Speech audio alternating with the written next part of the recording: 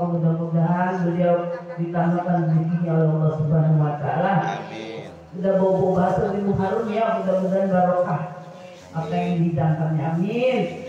Itu selanjutnya kepada Ibu. Siap, Ibu. Punten Ibu, lewat sini Bu ya. Bismillahirrahmanirrahim. Assalamualaikum warahmatullahi wabarakatuh. Alhamdulillah.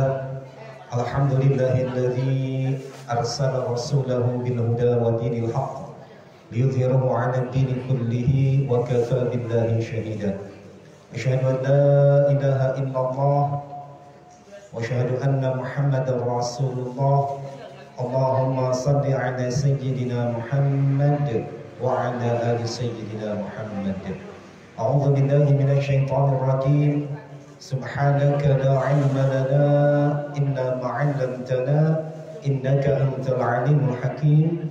Rabbi shrah li sadri wa yassir li amri wahlul 'uqdatam min lisani yafqahu qawli. Puji dan syukur marilah kita panjatkan kepada Allah Rabbul Ghafur. Alhamdulillah kesempatan malam hari ini, malam Jumat tanggal 8 Safar, Bu. Sekarang nggak berasa ya, udah sampai kita kepada tanggal 8 Safar 1445 Hijriah yang bertepatan dengan tanggal 24 Agustus 2023. Allah Subhanahu wa taala masih menakdirkan kepada kita semua untuk sama-sama di sini di mushola kita tercinta, Mushola Al-Furqan Bukit Sawangan Indah, dalam rangka melaksanakan salah satu kewajiban kita, yaitu dari tadi sholat maghrib berjamaah, kemudian dilanjutkan dengan sholat isya berjamaah, dilanjutkan dengan ta'lim. Mudah-mudahan apa yang telah kita lakukan dan yang akan kita lakukan, semoga Allah Subhanahu wa taala mencatatkannya sebagai ibadah dan dicatatkan sebagai pahala amal kebajikan. Amin ya Allah ya rabbal alamin. Yang sama-sama kita hormati Ibu Ketua Majelis Ta'lim Nur Hidayah, Ibu Sigit Nurlinawati.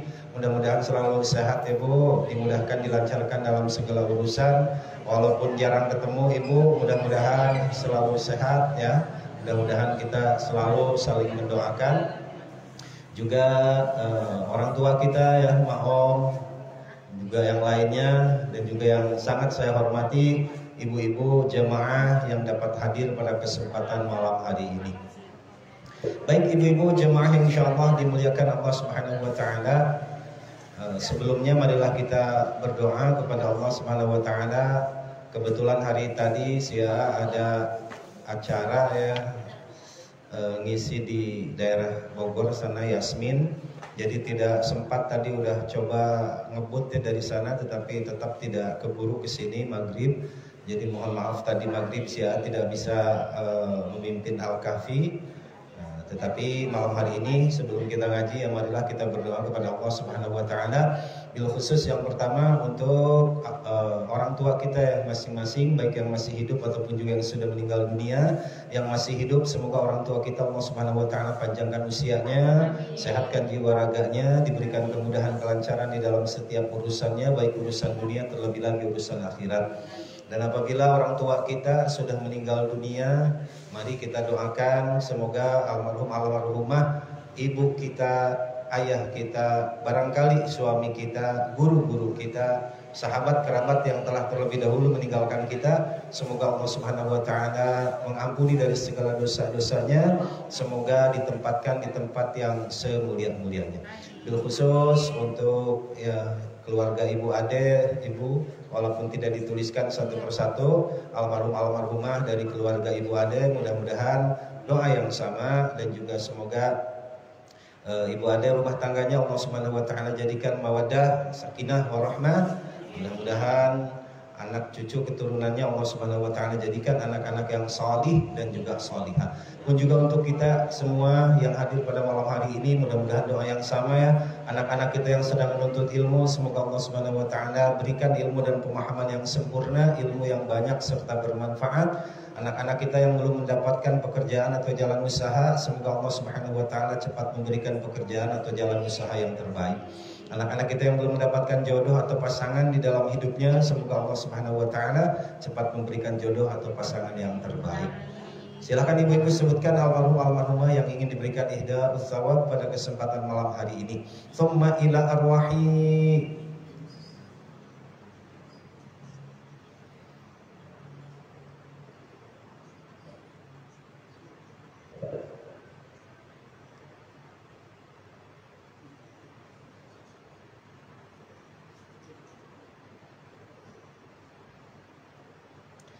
اللهم اغفر لهم وارحمهم وعافهم واعف عنهم. الفاتحة.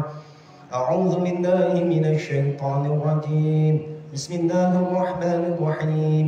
الحمد لله رب العالمين الرحمن الرحيم مالك يوم الدين إياك نعبد وإياك نستعين اهدنا الصراط المستقيم صراط الذين أنعمت عليهم غير المغضوب عليهم ولا الضالين رب اغفر لنا آمين.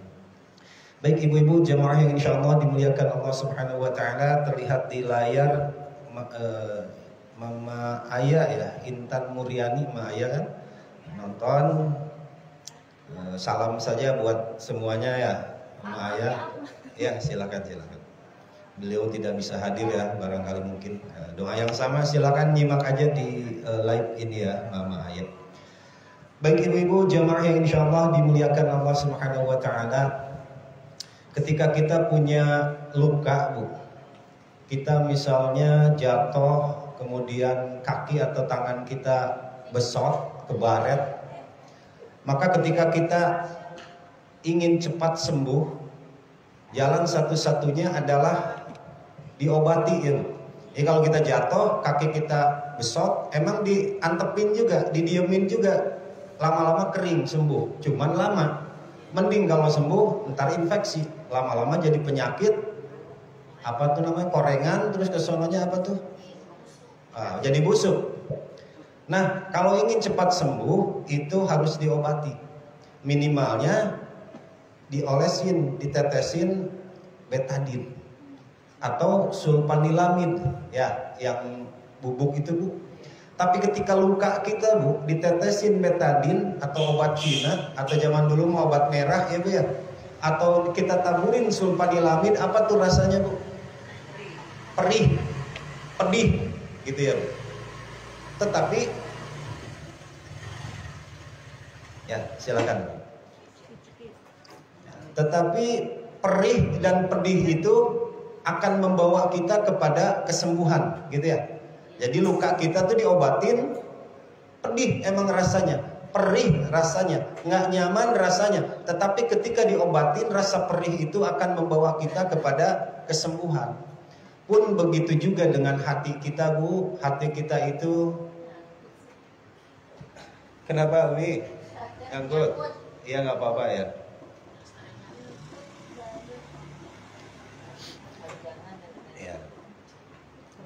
Waalaikumsalam warahmatullahi wabarakatuh. Selamat datang Umi.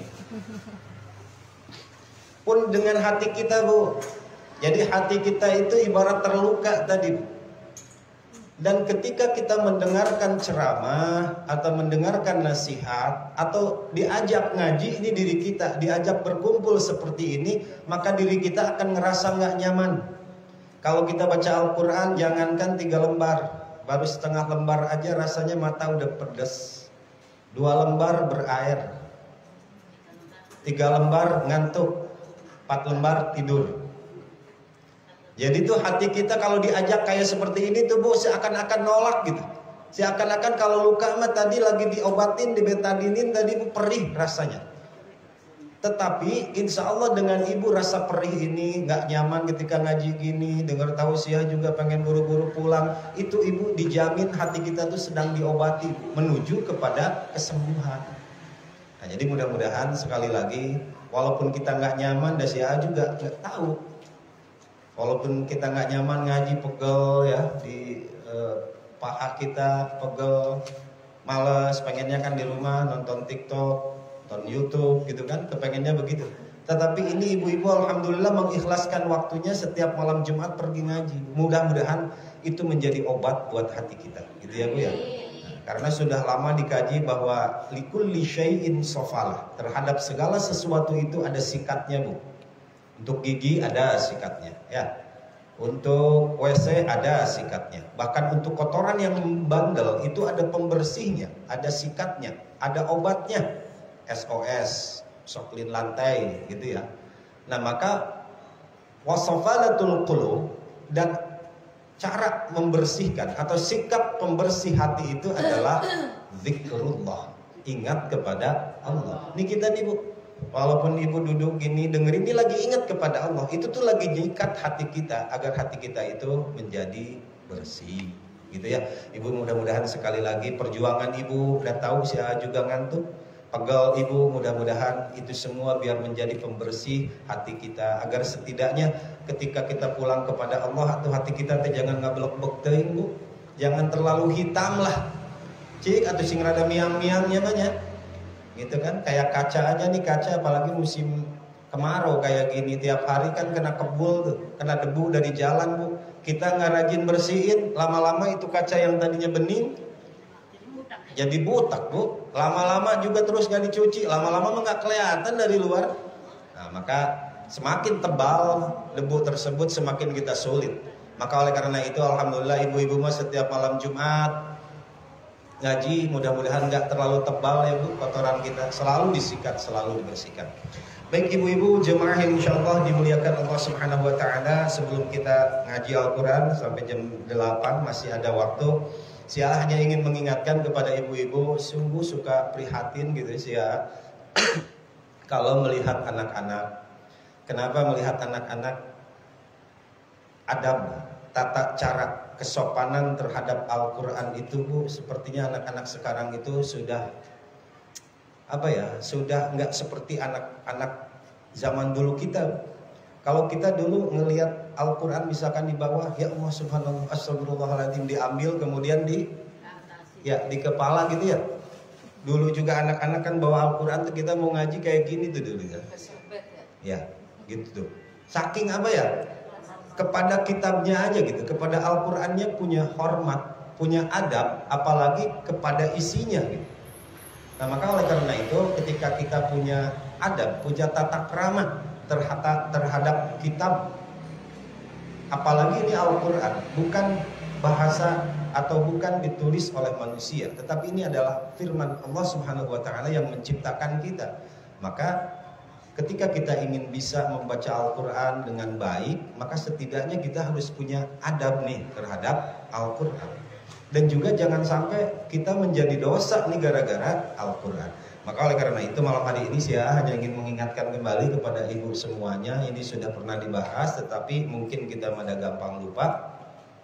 Ini saya baca dari kitab Safinah karangan Imam Nawawi Al-Bantani. Kalau yang ada di rumahnya halaman 28. Bismillahirrahmanirrahim. Manin taqadha wudu'uhu harrama alaihi arba'atu asya. Bagi orang yang batal wudu'nya, maka haram melakukan 4 hal. Gitu kemarin waktu ngaji hari Rebo ada 4 hal yang membatalkan wudu. Apa yang pertama kemarin, Bu? Al-khariju min ahadis sabilain. Ada yang keluar dari salah satu lubang kita, depan atau belakang, apapun itu. Rihun terutama angin. Gitu, Bu. Jadi selain yang 4 hal ini tidak membatalkan wudu. Sekali lagi, selain yang 4 hal ini tidak membatalkan wudu kita. Yang pertama, pembatal wudu itu adalah ada yang keluar dari salah satu lubang 2 kita, yang depan atau yang belakang. Apapun itu. Ya, kubul atau dubur. Rihun terutama angin. Itu kadang-kadang kan kita suka nggak udah dibahas juga dari dubul dan dari kubul kita akan keluar 3 air gitu ya. Yang ini juga sudah dibahas. Mani, wadi dan madi itu nggak kerasa keluarnya.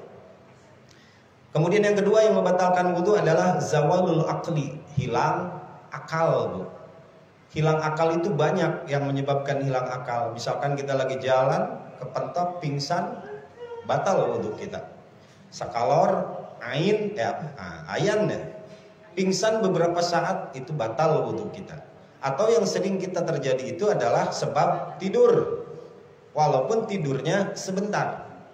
Tetapi kemarin yang kita pelajari, kalau tidurnya tetap pada tempatnya, seperti misalkan Ibu Ade tetap seperti itu, kayak gini tidurnya, tidak nyender, tidak ditopang. Kalau ditopang gini batal Ibu nih, apalagi kalau nyender, wudhu kita batal. Tetapi kalau tetap pada tempatnya, misalkan tidur seperti ini, insya Allah itu tidak batal. Kenapa? Karena kalau tetap pada tempatnya seperti ini walaupun tidur, ketika misalkan kita pengen buang angin, kebangun. Sebab kemarin teorinya dubur kita dubur kita itu kuncinya di mata. Kalau mata kita melek, maka dubur kita ngerem. Kalau mata kita merem, artinya tidur, maka dubur kita blong remnya. Tetapi dalam keadaan kita duduk seperti ini, insya Allah mohon maaf, lubang dubur itu kan ketutup ketika kita duduk seperti ini. Asal duduknya jangan ditopang atau enggak nyender ke tembok. Kalau nyender ya udah batal. Asal duduknya seperti ini, gitu ya. Maka itu batal. Ya kemarin ya hati-hati juga ketika kita sholat, misalkan kita sampai ngantuk gitu sholat, ya kayak Mbak Ayu, ya batal ya. Maka kan hindari sholat dan baca Al-Quran ketika kita dalam keadaan ngantuk gitu. Makruh jatuhnya ketika kita baca Al-Quran dalam keadaan ngantuk. Kemudian yang ketiga, iltiqai basyaratai, bertemunya kulit laki-laki dan perempuan kabiro ini, yang dua-duanya pada gede. Min ghairi hailin, tidak memakai penghalang. Ya, laki-laki dan perempuan yang udah pada gede dua-duanya kemudian bertemu kulitnya, maka batal wudhunya. Memang dalam hal ini ada beberapa pendapatnya, perbedaan antara Imam Syafi'i dengan Imam Hambali, gitu ya. Kalau menurut Imam Syafi'i ada hasrat atau tidak ada hasrat, bertemu kulit laki-laki perempuan yang gede dua-duanya batal wudhunya. Tapi kalau mazhab Hambali, kalau ada hasrat baru itu batal, kalau tidak batal. Jadi dalam masalah ini tidak perlu kita berdebat ya ibu-ibu. Yang penting kita hormati masing-masing pendapat. Khusus untuk orang Indonesia kan, kalau orang kita jangankan bertemu kulit, memandang dari kejauhan juga kita sudah punya rasa ser, gitu ya. Iya, kulit nggak ketemu, tapi kalau kita mandang aja udah punya ser, berarti kan ada hasrat, apalagi kalau kulit ketemu, barangkali begitu. Dan juga kemarin kan kita pelajari kalau kita punya wudhu itu kayak punya sesuatu yang berharga gitu, ya. Makanya kalau ketemu, aduh sayang nih punya wudhu, gitu tuh. Itu. Tetapi kita jangan pula misalkan ini kan batal, nggak boleh egois terhadap pendapat diri sendiri, karena fikih itu luas. Silahkan mau pilih yang mana, tergantung nyamannya kita. Ya kalau kita batal ya sibghatul wudu sunnah, memperbarui wudu itu adalah sunnah. Gitu. Kemarin apalagi kita tentang fadilah dawam wudu.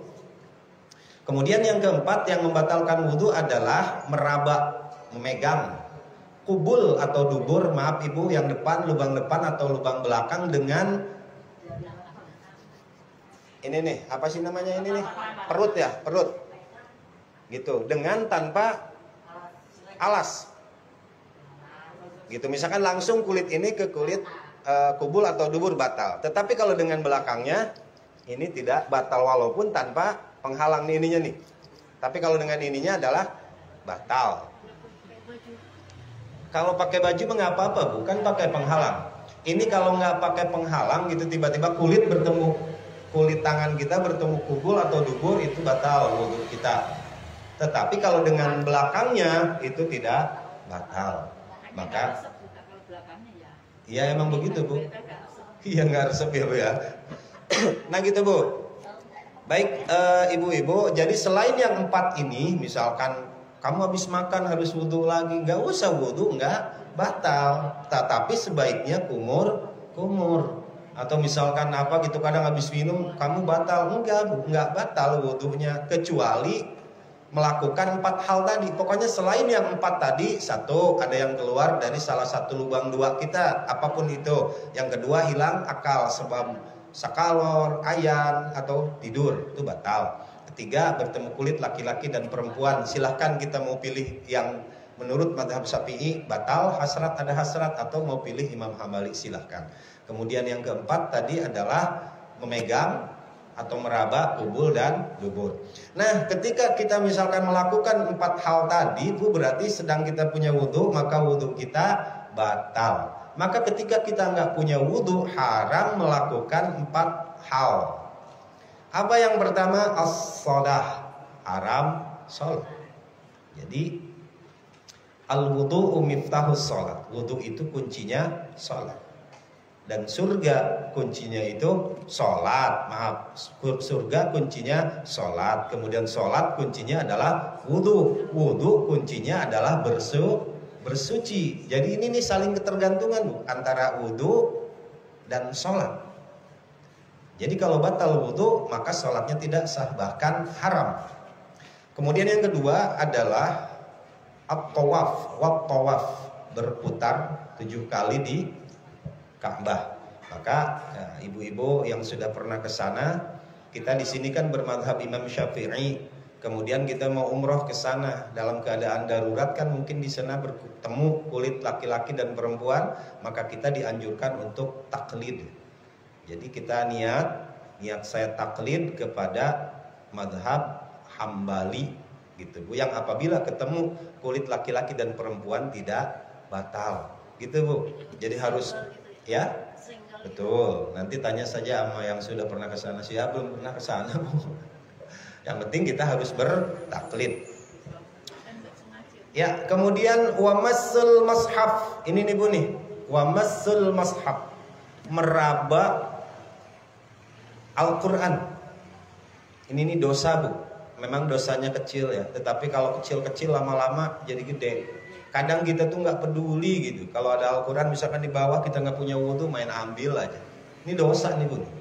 Tertulis di sini kan di Al-Quran di surah Al-Waqiah, la yamassuhu illal mutahharun. Jangan megang ini kecuali orang-orang yang suci. Dosa nih. Kita pegang Al-Quran ini nggak punya wudhu. Yang sebaiknya yang bagus adalah wudhu dulu. Apa susahnya? Dari wudhu aja mendapatkan fadilah atau pahala ya. Umi, Al-Quran ambil. Dulu zaman kita kecil ya, orang tua ngajarin ada sobekan mushaf aja, Al-Quran kecil ya, sampai kita suhun dulu begitu kan. Terus kemudian dimasukkan ke dalamnya. Tata krama orang dulu tuh lebih hebat. Makanya ketika belajar Al-Quran itu cepat Bu bisanya, karena dia ada adab, tata krama terhadap Al-Quran. Wahamluhu, kemudian haram membawanya. Ketika kita nggak punya wudhu, haram membawa Al-Quran. Meraba aja haram, apalagi membawa. Terus bagaimana tuh caranya? Ketika kita misalkan jalannya kemana, pengen bawa Al-Quran, sedangkan kita nggak punya wudhu, berarti ibu bawanya jangan Al-Quran saja. Ini kalau Al-Quran doang nih Bu, ibu masukin ke tas digemlok gitu, Al-Quran doang isinya, maka tetap haram. Haram kita membawa walaupun Al-Quran doang. Maka ketika membawa Al-Quran beserta dengan barang-barang lainnya, seperti misalnya ada buku tulis gitu, terus ya ibu-ibu misalnya ada apa lagi gitu di dalamnya, maka niatnya kita bukan membawa Al-Quran, tetapi membawa buku, membawa pakai alat kosmetik gitu Bu. Kalau kita lagi batal wudhu, jadi bedanya hanya di niat kita. Jadi bukan saya niat bawa Al-Quran, kita niatin dalam hati, ya Allah, saya niat bawa buku atau enggak ratib gitu ya, atau enggak apalah yang sering ibu bawa, misalkan ibu bawa kosmetik, enggak ya Bu ya, ya alat tulis lah pokoknya. Jadi harus dengan ya itu sama mukena gitu. Pokoknya dengan barang-barang yang lain. Kalau hanya ya, tadi dulu. Kalau hanya Al-Quran saja itu haram Bu hukumnya. Walaupun misalnya nih Al-Quran kan suka ada selongsongnya tuh Bu ya. Ya kan suka ada sarungnya gitu. Walaupun itu bagian terpisah, tetapi sarungnya saja itu sudah bagian dari Al-Quran, maka itu haram Bu hukumnya. Jangan misalkan selongsongnya aja lah, boleh, haram. Karena itu bagian daripada Al-Quran. Kalau dalam ada dompet, HP gimana? Ya itu niat sayanya membawa HP, bukan membawa Al-Quran. Yang lebih baik sih kan kemarin kita belajar ada 5 hal yang agar ilmu tetap ada di dalam diri kita gitu, nggak cepat lupa. Diantaranya adalah dawamul wudhu. wudunya itu langgeng. Maka ketika kita terbiasa, ketika batal wudunya, wudu lagi, batal wudunya, wudu lagi, maka aman-aman saja membawa Al-Quran. Contoh terbaiknya adalah Nabi. Maka Nabi mah nggak pernah batal wudunya. Artinya ketika batal wudu lagi, ketika batal wudu lagi. Gitu ya ibu-ibu. Terus kemudian kata Teteh, bagaimana dengan Al-Quran yang ada artinya? Kata para ulama, kalau di dalam Al-Quran itu misalnya tafsir gitu ya, tafsir Jalalain atau tafsir misalnya Munawar atau Ibnu Katsir, kan kalau Al-Quran itu lebih banyak tulisan yang bukan Al-Qurannya. Kalau lebih banyak misalkan Al-Quran terjemah nih, kita lihat lebih banyak tulisan terjemahnya atau lebih banyak Al-Qurannya. Kalau lebih banyak terjemahnya maka itu boleh. Gitu. Misalnya nih Al-Quran, kalau ini kan Al-Quran toh, Al-Quran saja, maka haram. Tetapi kalau ada terjemahnya, karena diperkirakan lebih banyak terjemahnya, itu boleh. Juga yang boleh, anak kecil yang sedang belajar walau tidak punya wudu, silahkan. Kalau anak kecil yang sedang belajar, guru yang sedang mengajarkan juga pun boleh. Karena itu rutinitas beliau sebagai guru. Ini kita nih yang biasa-biasa, masyarakat biasa-biasa. Itu ya tuh, berarti ada berapa bu haram buat yang nggak punya wudhu? Ada 4. 1, sholat. 2, tawaf. 3, haram meraba mushaf atau haram meraba Al-Quran. Wa hamluhu, keempatnya haram membawa Al-Quran. Tadi tipsnya kalau kita membawa Al-Quran di tas, kalau Al-Quran doang bu itu haram. Kecuali kita dengan barang-barang yang lain, maka kita niatkan bukan membawa Al-Quran tapi membawa handphone atau membawa selain Al-Quran. Gitu triknya ya ibu-ibu. Kemudian selanjutnya wa yahrumu 'alal junubi, haram kepada orang yang junub. Junub itu apa sih kata ibu-ibu? Junub itu asal kalimatnya dari janbun, jauh. Kita itu sedang jauh dari Allah. Kita itu sedang kotor bu. Maka selama dalam keadaan junub bu kita, apa sih yang mengakibatkan junub? Nggak usah dibahas. Yang mengakibatkan junub yaitu 1, keluar air mani. 2 adalah jima. Jima berkumpul dengan suami atau istri kita. Kemudian kita belum mandi itu bu, maka itu adalah kita dalam keadaan jauh dari sholat, jauh dari rahmat. Itu maka kalau bisa mah kudu buru-buru ketika kita dalam keadaan junub. Ya dalam ta'limah disebutkan bu, bahwa ketika kita junub gitu ya, maka yang lebih baik kalau belum sempat mandi wudu bu. Belum sempat mandi ada tamu misalkan. Terus tamu itu ngajak makan misalnya, kita nemenin makan tamu, maka kalau nggak sempet mandi, wudu, minimalnya wudu. Katanya itu akan mewaris kepada kefakiran gitu. Kalau kita misalkan junub nih, makan atau minum, itu mewarisi kepada kefakiran. Maka salah satu caranya ketika memang kita tidak sempat untuk mandi, wudu minimalnya, gitu. Ya kata Abu Yoyon, bodo amat tuh, ya. Tapi bisa juga karena hasrat tetap ada. Ya. Itu tadi yang mengakibatkan junub itu ibu adalah tadi keluar air mani. Lalu perempuan apakah keluar air mani? Iya. Seorang sahabat pernah dibahas juga ya, seorang sahabat perempuan nanya kepada Rasul, ya Rasulullah, apakah perempuan keluar air mani? Betul, keluar kata Rasul, tetapi bentuknya beda dengan yang laki-laki. Kalau yang perempuan lebih encer dan agak putih, seperti putih beras gitu. Lalu apa kata Nabi, bagaimana perempuan tidak keluar mani? Sedangkan wajah ibu, wajah anak kita itu, ketika air mani perempuan lebih dominan, maka anak kita itu akan seperti ibunya, gitu. Kalau lebih dominan dari laki-laki akan seperti bapaknya. Artinya kalau maaf ya, jadi nggak apa-apa, tapi ini pelajaran bu. Ketika misalkan dalam keadaan jima gitu, mungkin suaminya lebih berhasrat, maka wajahnya akan mirip suami. Kalau ketika perempuannya lebih berhasrat, itu akan mirip ibunya, gitu barangkali ibu. Mirip siapa sih? Yang repot nggak mirip siapa-siapa, mirip tetangga. Wah. Ya pasti ada kemiripan Bu, karena al-irghasasun, bahwa darah itu menurun. Kalau nggak dari wajah mungkin batuknya, mungkin suaranya, mungkin lunggak-lenggoknya itu pasti sama dengan orang tuanya atau dengan gen keturunannya, kakeknya, neneknya gitu. Gitu. Nah gitu ya, ibu-ibu tadi junub itu keadaan sedang jauh, maka diupayakan untuk yang paling muda di sini siapa teh? Ini ya paling muda. Jadi kalau kita junub jangan dientar-entar tehin kalau bisa.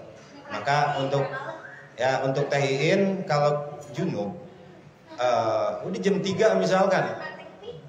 Jam 3 ya udah rapat pengadaan anggota keluarga barunya jam 3 langsung mandi sholat tahajud, itu yang terbaik. Itu. Kenapa? Kalau nggak ada udah diem aja lah. Iya. Itu Bu ya, sekali lagi ini junub. Aduh. Memang sih ya, kalau kita pikir-pikir Bu, kalau kita junub, mohon maaf buat yang muda ini mah, jangan kemana-mana gitu. Takutnya kita belum mandi, tehin udah ke pasar belum mandi. Iya, bukan gitu Bu. Maksudnya nanti kalau kecelakaan gitu ya, naudzubillah min dzalik, meninggal ya memang benar ntar dimandikan kan. Mandi mayat itu sama dengan mandi junub. Tetapi ya masa iya kita meninggal dalam keadaan junub gitu. Maksudnya kalau habis ya sedang dalam keadaan junub, cik ulah kemana-mana atau walaupun belum mandi jangan jauh-jauh gitu. Apalagi misalkan mohon maaf ini karena fikih udah harus jelas ya Bu. Pagi kita junub misalkan, terus biarin dah ntar aja mandi zuhur, udah makan, udah minum, udah ini itu, ya Allah ya Rabbana. Kan ada batasan-batasannya. Nah ini sekarang kita harus tahu wa yahrumu 'alal junub, bahwa diharamkan kepada orang yang belum mandi besar. Tadi junub itu apa artinya Bu? Jauh. Malaikat juga jauh loh Bu dari kita. Itu sittatu asya, ada 6 hal yang dilarang ketika kita sedang junub. Yang pertama sama kayak tadi Bu, as-shalah, haram sholat. Yang kedua wat-tawaf, haram tawaf. Wa masul mashab, haram memegang, meraba Al-Qur'an, ini haram nih lagi junub. Wa hamluhu, dan haram membawa Al-Qur'an. Tetapi kalau orang junub kalau ingin membaca ya, Ibu membaca Al-Qur'an, asal jangan niat membaca Al-Qur'an boleh. Nah, betul, misalkan Al-Qur'an yang sudah sering dijadikan doa Rabbana atina fid dunya hasanah, itu kan Al-Qur'an tuh. Atau Rabbana hablana min azwajina wa dzurriyyatina. Gitu tuh. Al-Qur'an yang sudah dijadikan doa atau bacaan atau zikir itu masih tetap diperbolehkan. Tetapi yang selayaknya membaca Al-Qur'an itu punya wudu. Punya wudu mah pahalanya beda. Gitu dengan enggak punya wudu. Terus juga tadi yang nggak punya wudu boleh baca Al-Qur'an bersama. Yang punya wudu boleh membaca Al-Qur'an. Yang nggak boleh itu apa? Membawa dan meraba. Kalau nggak punya wudu pengen baca Al-Qur'an silahkan. Tapi Al-Qur'annya yang kita hafal. Misalkan baca Al-Falaq, ayat kursi, Al-Baqarah. Atau misalkan Al-Qur'an masih boleh ditaruh di depannya, kita buka lembarannya dengan kayu, kayak dengan apa boleh. Tetapi alangkah tidak elok gitu kalau seperti itu. Cuman ini bicara boleh atau tidaknya, itu boleh seorang yang nggak punya wudhu dan junub membaca Al-Qur'an. Gitu. Ya, mending wudhu aja lah. Perasaan Al-Qur'an itu seperti sesuatu yang jijik gitu ya, kalau gitu. Udah wudhu aja lah, gitu kan. Nah, kemudian yang kelima, walubsu fil masjid. Haram diam di dalam masjid nih bagi orang yang junub. Misalkan pengen ngadem ke mushola Al-Furqan lagi junub, haram tuh, nggak boleh. Kemudian selanjutnya wa qiraatul Qur'an, haram membaca Al-Qur'an. Tadi orang junub itu haram membaca Al-Qur'an kecuali tadi tidak diniatkan membaca Al-Qur'an. Misalkan kebetulan disuruh berdoa gitu ya, lagi kepepet tuh, ya baca dari Al-Qur'an yang biasa sudah dijadikan doa ya, seperti Rabbana atina atau Rabbana hablana dan sebagainya. Tadi untuk yang junub itu 6, 1 sholat haram, 2 tawaf, 3 meraba Al-Quran, wa hamluhu haram membawanya, kelima haram diam di dalam masjid, keenam membaca Al-Quran. Apalagi dia benar-benar menyengaja membaca Al-Quran. Tetapi kalau untuk zikir silahkan. Selanjutnya wa yahrumu bil haid, haram kepada orang yang haid, yang menstruasi. Itu jumlahnya asyaratun, 10. Haram bagi orang yang sedang haid itu 10. Yang pertama sama kayak tadi, sholat, tawaf, wa mashul mashab, meraba Al-Quran, wa hamluhu, keempat haram membawanya, walubsu fil masjid, haram diam di dalam masjid. Nah, Ibu, untuk masalah ini kan banyak perbedaan pendapat para ulama. Bagi yang haid apakah boleh ikut pengajian? Gitu ya. Maka di dalam hal ini perbedaan pendapat para ulama, ada yang membolehkan, ada yang tidak bolehkan. Tetapi ini kesananya itu wahru bil asyarah in khafat talwisahu, kalau dia takut mengotori masjid dengan tetesan haidnya. Mungkin kalau zaman sekarang itu sudah lebih canggih ya, maaf ada pembalut, maka tidak ada alasan lagi. Apalagi sekarang ngajinya kan ini bukan bagian masjid ya, masih aula, silakan, asal jangan misalkan mengotori masjid. Maaf, misalkan lagi banyak-banyaknya gitu tembus sampai kena karpet, ya itu nggak boleh. Tetapi kalau udah mulai kering, ya boleh-boleh saja kalau ada alasannya. Sekali lagi, kalau ada alasannya itu masih bisa mengikuti pengajian misalnya, atau mau mengambil sesuatu gitu di masjid, boleh gitu. Jadi jangan alasan mentang-mentang lagi haid kemudian ngaji malam Jumat, udah gitu di kita makan bukan di area di masjid, ini adalah majelis taklim ya atau aula, ya boleh-boleh saja, jangan dijadiin alasan. Kuku kegedean ada malas meren gitu ya, ibu-ibu gitu. Padahal haid dijadiin alasan, soal ininya memalas. Kemudian wa qiraatul Quran, haram membaca Al-Quran. Sekali lagi, haram membaca Al-Quran itu apabila menyengaja gitu membuka Al-Quran, orang megangnya aja udah nggak boleh, menyengaja ingin membaca Al-Quran gitu. Tetapi sekali lagi, untuk perempuan yang jadi guru ngaji, atau perempuan misalnya yang memang benar ada aktivitas setoran tahfidz Al-Quran, dia wajib gitu setor hari itu kepada gurunya, sedangkan dia sedang haid, maka masih boleh membaca Al-Quran. Seorang guru pengajar misalkan masih boleh membaca Al-Quran untuk mengajarkan kepada murid-muridnya. Jadi kalau misalnya seorang perempuan nih lagi haid, mentang-mentang lagi haid, disuruh ngaji, nggak ada lagi yang bisa ngaji, yang ngaji aja gitu. Kalau memang tidak ada lagi. Tapi kalau ada, ya masih gantiin aja dengan yang lain.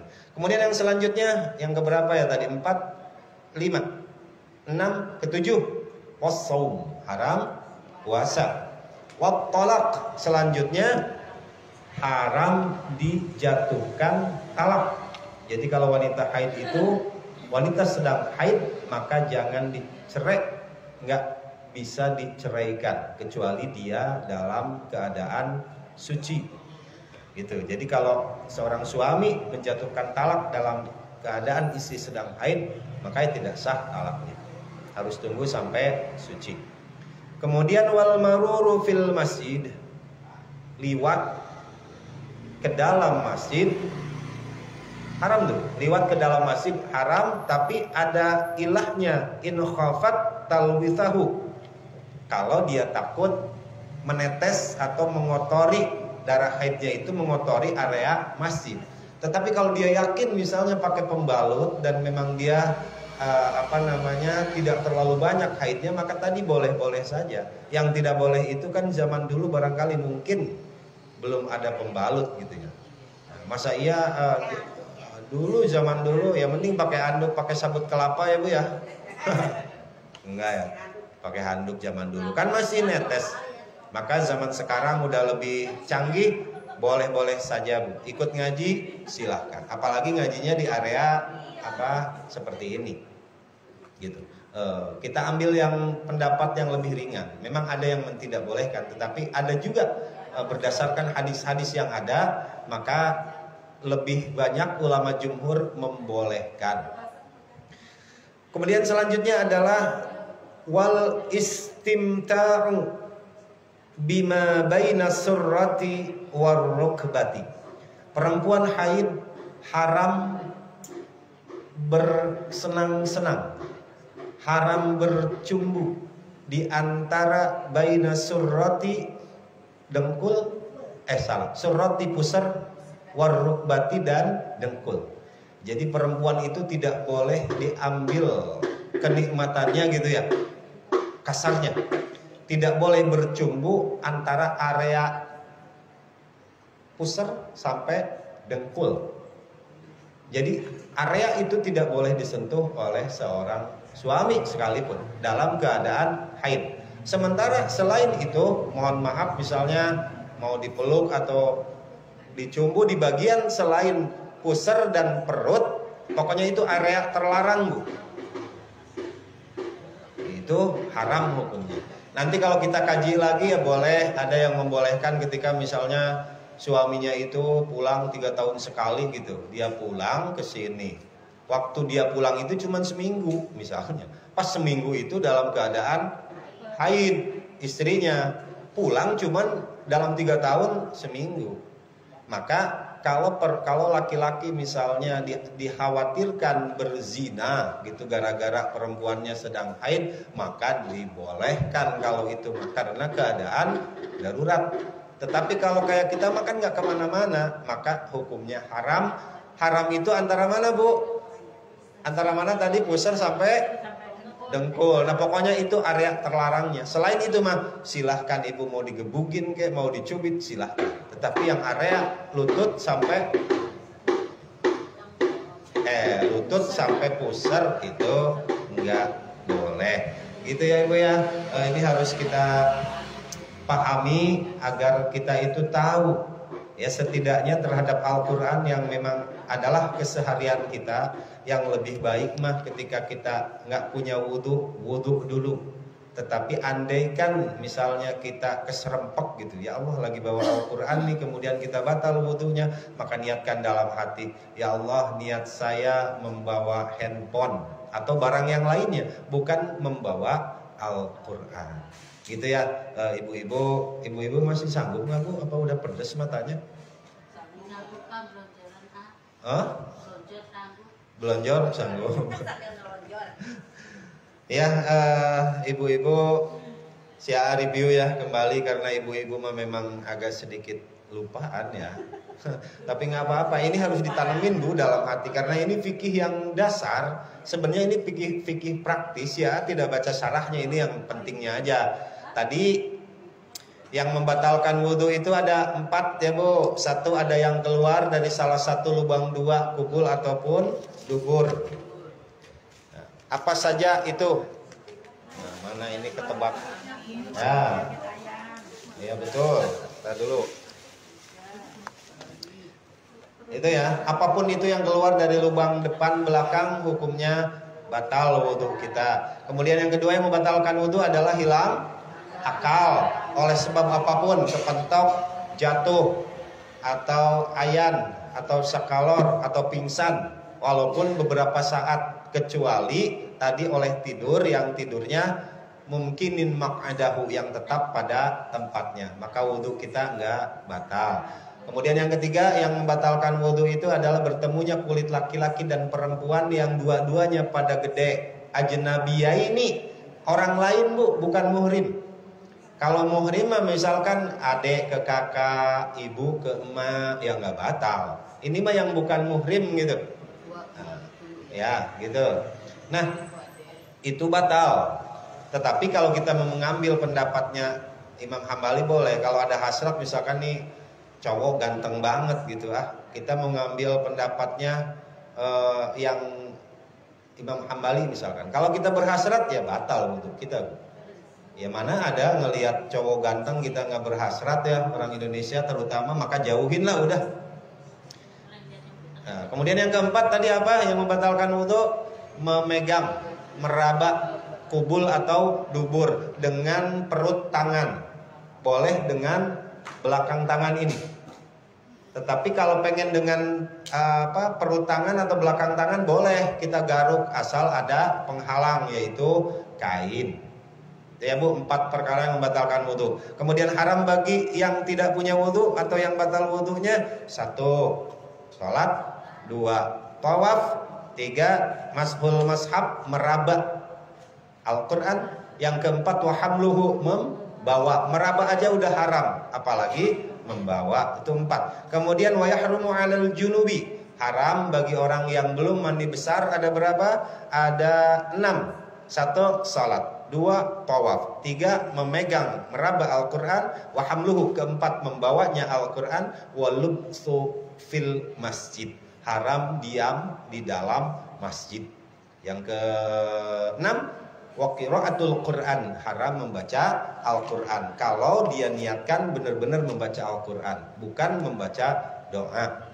Kemudian haram untuk yang haid ada 10. 1. Salat, 2. Tawaf, 3. Meraba Al-Quran, 4. Membawa Al-Quran. Ke-5, walubsu fil masjid, haram diam di dalam masjid. Kalau apa Bu? Kalau takut mengotori masjid. Tapi kalau aman, safety, insya Allah nggak bakalan tembus, boleh-boleh saja. Terutama kalau di ruangan aula kayak gini. Batasnya mana sih masjid? Pagar masjid batasnya mah. Ya ini nih batasnya. Haram membaca Al-Quran. Kemudian haram puasa. Haram dijatuhkan talak. Wal maruru fil masjid in khafat talwisahu, meliwat ke dalam masjid itu haram. In khafat talwisahu, kalau takut menetes atau mengotori masjid. Yang terakhir wal istimta'u, haram bercumbu atau diambil kenikmatannya di antara anggota tubuh pusar sampai dengkul. Selain itu adalah area aman. Area tidak aman mah adalah pusar sampai dengkul. Gitu ya ibu-ibu, biarin ibu-ibu rasanya sudah ngantuk. Mudah-mudahan apa yang kita kaji malam hari ini bisa nempel terus. Jadi agar kita lebih hati-hati di dalam membaca Al-Quran. Ya walaupun malam hari ini tidak membaca Al-Quran, ya mudah-mudahan niatnya mah ada pengen, cuma sih ngelihat mata ibu-ibu ya Allah udah pada sayu-sayu ya.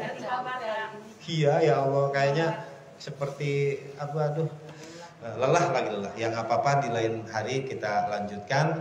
Barangkali terakhir ada yang kurang jelas sok ditanyakan. Jadi kalau bawa ini kan nggak pakai tas ya. Iya. Bawanya begini. Ya lebih bagus kalau ibu punya wudu. Iya masih. Iya. Dan juga Al-Quran yang ibu bawa kan ada terjemahnya itu Bu. Ya. Ya. Ini kan tangan kiri, umpan suka lupa. Umpan lupa-lupaannya ada. Iya. Pegang ini apanya jadi ini begini gitu. Bagus Bu Haji, memang mau tangan kiri tangan kanan sih sama aja, cuman yang terbaik ya kanan. Tapi kan kita manusia nggak mungkin terus gini pegel, ya gantian lah. Iya, siap Bu. Kalau orang anak-anak dulu tuh mau ngaji begini ya Bu ya. Yang nggak boleh tuh ya Allah kan digini-giniin aja Al-Quran. Subhanallah, sepertinya kurang sopan, kurang adab. Sok ada lagi Ibu. Terus kayak gini Ya, kenapa Bu Haji? Ini kita belum habis sambil wudhu ya, ada sholat maghrib gitu ya. Terus ada makanan nih apa bisa goreng apa kita makan gitu. Iya. Harus wudhu lagi. Tidak. Kan tadi hanya 4 yang membatalkan wudhu Bu. Jadi ibu kalau makan itu tidak batal Bu.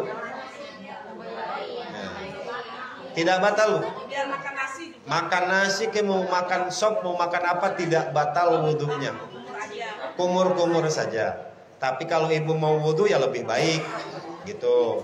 Pokoknya selain hal yang 4 tadi, ada yang keluar dari salah satu lubang kubur atau dubur, kemudian hilang akal, kemudian bertemu kulit laki-laki dan perempuan yang udah pada gede, kemudian yang keempat memegang meraba kubur atau dubur dengan tanpa penghalang, itu batal. Selain dari itu enggak batal. Oh, makan nasi lo enggak batal? Enggak batal. Kentut yang batal. Nah, angin. Nah. Ya. Iya, ya lebih baik Bu Haji, karena kata tadi juga memperbaharui wudhu itu sunnah. Jadi walaupun ibu belum batal wudhunya, tapi kalau ingin diperbaharui itu lebih hebat. Sok, siapa lagi barangkali ibu? Ya, ibu. Ya, batal Bu, apalagi kalau sampai kita mimpi gitu. Misalkan lagi sholat nih, terutama lagi subuh ya. Itu lagi subuh. Misalkan kita lagi tahiyat akhir nih begini nih, kelupaan. Ingat-ingat udah semenit batal tuh Bu. Makanya kan ketika kita wudhu Bu, terutama dalam keadaan ngantuk yang berat, kita sholat misalkan subuh tuh, ketika air masih menetes di pipi, Ibu buru-buru sholat. Insya Allah dengan kesegaran itu nih, kalau masih ada air di pipi, insya Allah ngantuk tuh hilang. Kalau masih ada air ya di sini, ya kan sholat subuh nggak lama, itu paling juga kecepatan 60 km per jam 2 menit paling. Kalau dikir mah nggak apa-apa Ibu, tidak punya wudhu juga silahkan. Tetapi yang terbaik mah punya wudhu. Tidak pun juga tidak apa-apa. Gitu. Ya, kalau lagi haid juga, ya kemarin kan ketika misalnya dalam keadaan suci gini, ibu sering wudhu, habis mandi wudhu gitu ya, kebiasaan kan gitu. Maka ketika haid pun juga tetap ibu mendapatkan pahalanya. Ibu lagi haid nih Bu, kemudian ibu misalkan habis mandi itu wudhu. Kalau sebelumnya terbiasa wudhu, itu bagus, dapat pahala Bu. Tapi kalau nggak terbiasa, ya makruh hukumnya gitu. Tapi kalau terbiasa, kata para ulama itu boleh, maka biasakan. Ya kalau dimasukin kayak gitu boleh-boleh saja Bu Ani, cuma ada mungkin kurang tepat ya. Apalagi misalkan ya, kecuali kalau tasnya mungkin tertutup. Kalau tas yang transparan kan sepertinya Al-Quran masa digabungin dengan apa? Dengan bakso gitu kan? Iya, ya. Kecuali kalau misalnya tasnya tertutup, jadi tidak mengundang apa namanya seuzon orang nih, kayak tas tertutup kan orang nggak tahu nih apa dalamnya nih. Gitu. Kalau kita punya wudhu nggak apa-apa kita niat membawa Al-Quran. Tapi kalau nggak punya wudhu, oh berarti ya Allah niat saya mau berkat udah. Itu. Ya baik ibu-ibu, mudah-mudahan ibu-ibu selalu sehat ya. Umi mudah-mudahan sehat, Bu Sigit, Bu Ade dan juga semuanya. Mudah-mudahan kita selalu dipertemukan, dikumpulkan seperti ini Bu dalam keadaan ta'lim. Mohon maaf ya nggak ngaji ya malam ini. Mudah-mudahan kelak pun juga di akhirat kita dikumpulkan seperti ini gitu ya Bu ya. Dalam keadaan yang terbaik, di tempat yang baik, dengan sahabat-sahabat kita yang baik. Ayo kita berdoa. Ibu, Allahumma salli wa sallim ala sayyidina wa habibina wa syafi'ina wa karimina wa maulana Muhammad sallim radhiyallahu ta'ala an kulli sahabati Rasulillah ajma'in. A'udzu billahi minasyaitonir rajim. Bismillahirrahmanirrahim. Rabbana zidna ilma warzuqna fahman nabiyyin wa hifdzal mursalin wa ilhamal malaikatil muqarrabin birahmatika ya arhamar rahimin. Allahumma ja'al hadza jam'ana jam'an marhuma. Ya Allah, jadikanlah pertemuan kami pada malam hari ini pertemuan yang Kau berikan rahmat dan juga keberkahan. Wa tafarruqana min ba'dihi tafarruqan ma'suma. Ya Allah, jadikanlah perpisahan kami nanti perpisahan yang lepas, bersih dari salah dan pula dosa. Allahumma la tada'lana dzanban illa ghafarta. Ya Allah, jangan Kau biarkan, jangan Kau timpakan dosa kepada kami kecuali Engkau mau mengampuninya. Wala hamman illa farajta. Ya Allah, kami jangan diberikan bingung dan susah kecuali Engkau berikan jalan keluarnya. Wala hajatan hiya laka ridhan illa qadaitaha. Ya Allah, kami jangan diberikan kebutuhan kecuali Engkau memenuhi dan meridhoi kebutuhan kami tersebut. Ya arhamar rahimin. Allahumma la takilna ila anfusana tarfata ainin. Ya Allah, jangan Kau lepaskan perlindungan Kau kepada kami walau sekejap mata pun. Waslih lana fi sya'nina kullahu. Ya Allah, perbaikilah semua urusan kami. Ya arhamar rahimin. Rabbana atina fid dunya hasanah fil akhirati hasanah wa qina adzabannar. Wa sallallahu ala sayyidina Muhammad wa ala ali sayyidina Muhammad. Subhana rabbika rabbil izzati amma yasifun wa salamun ala al mursalin walhamdulillahi rabbil alamin. wal 'afwa minkum. Hadanallahu wa iyyakum ajma'in. Wassalamualaikum warahmatullahi wabarakatuh. Ibu punten Ibu. Alhamdulillah dikatakan Ibu acara ini, mudah-mudahan apa yang kita dapatkan malam ini dapat kita jadikan ilmu buat kita nanti. Amin. Amin. Bu, hari Minggu kan pengajian alumni ya undangan kita kebagian jam 7 baca Yasin sama sholawatan. Sayang ya Bu ya, yang nggak sempet siangan nggak apa-apa. Pakai baju hitam kata Bu Haji, beratnya jilbabnya merah, nanti pada punya kalau semua gitu. Belum punya baju baru ya Bu kan. Jangan merah apa? Ganti. Jangan kulit lagi, biasa. Biasa udah lewat lah. Nanti kita ini lagi. Mana? Dipasin jilbabnya apa Bu? Bak kuning jadi Yang gold ya, agak udah lewat ya. apa?